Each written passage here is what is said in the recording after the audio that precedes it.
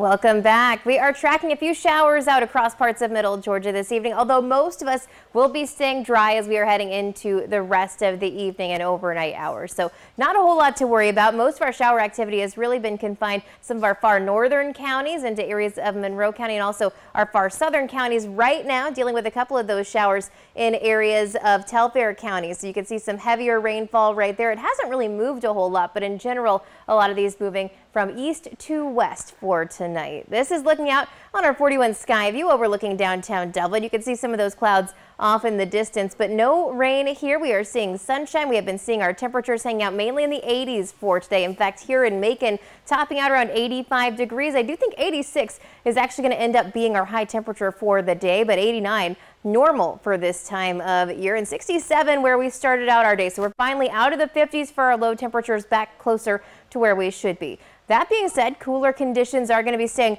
further to the north in parts of Georgia and into parts of the Carolinas because once again that wedge front has started to build in, and that's going to keep some clouds and cooler conditions in those areas. But we're still here in the mid 80s, Savannah at 79 right now and 85 over in Montgomery. But a lot going on across the area. So what we've been watching for today, once again, that wedge front keeping clouds in parts of North Georgia for a good while this morning. We did finally break out of that and we saw sunshine this afternoon. And we have been seeing some of these storms just to our south. So that's where a lot of the thunderstorm energy has been for today.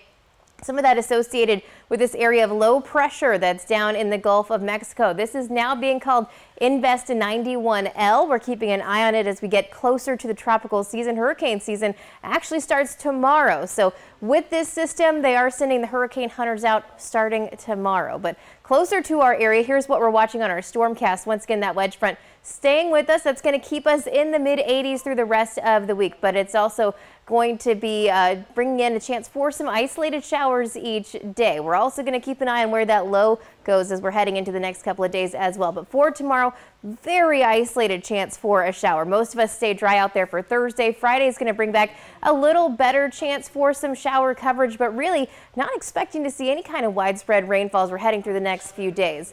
That being said, as we're moving into Friday and Saturday, that area of low pressure heads further to the south and very likely kind of falls apart as it moves that way towards parts of southwest Florida. Our tropical weather outlook from the National Hurricane Center currently showing that 20% chance of tropical cyclone formation in the next 7 days. So once again, really not confident that this is going to get better organized before it moves into more shear. But for tonight here in our area, temperatures falling into those upper 60s by around midnight. It's still going to be a warm evening. We start to see more cloud cover moving in, very similar to kind of what we saw last night. 79 degrees by lunchtime tomorrow, though 83 by around 3 p.m. and very isolated shower chances there as well. We will see more showers moving in for the end of the weekend. In just 10 seconds, I'll look at our 7-day forecast.